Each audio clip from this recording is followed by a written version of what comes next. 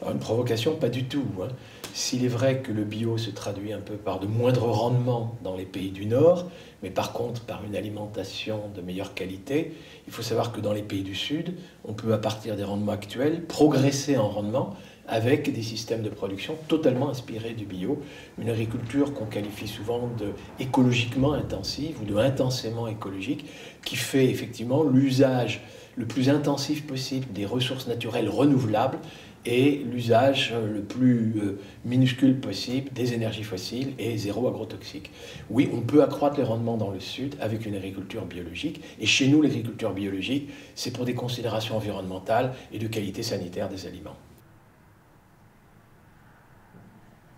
Et du coup, oui, l'agriculture dite productiviste, c'est une agriculture qui a mis trop l'accent sur la stricte génétique et l'emploi d'intrants chimiques pour valoriser le potentiel génétique. Et aujourd'hui, on en voit les limites avec des stagnations, y compris de rendement, dans des pays comme la France. Ce n'est pas ça qu'il faut proposer pour les pays du Sud. Il nous faut revoir la copie chez nous. Et puis là-bas, on peut innover à l'intérieur de systèmes qui fassent le meilleur usage des rayons du soleil, de l'azote de l'air, du carbone que nous avons, du gaz carbonique que nous avons en quantité pléthorique dans l'atmosphère.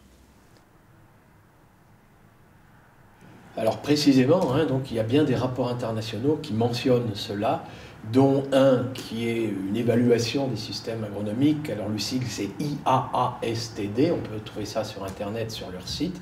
C'est bien un rapport international, un peu comme il y a un rapport pour le réchauffement climatique, qui conclut effectivement qu'il est possible de nourrir 9 milliards de personnes en 2050 avec une agriculture, on va dire, écologiquement intensive.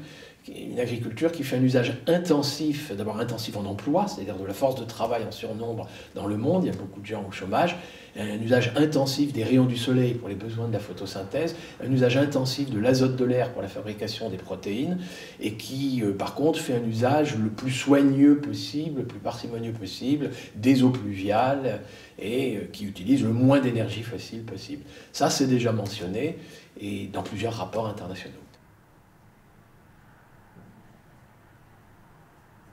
Alors soyons clairs, les idées progressent. Je pense que oui, là où autrefois on disait du bio que c'était l'âge de pierre et la lampe à huile, maintenant moi on me répond « Ah ben écoutez, c'est quand même trop sophistiqué ». En fait, l'agriculture biologique est bien une agriculture savante, artisanale, compliquée, elle doit être bien rémunérée, mais c'est une agriculture savante.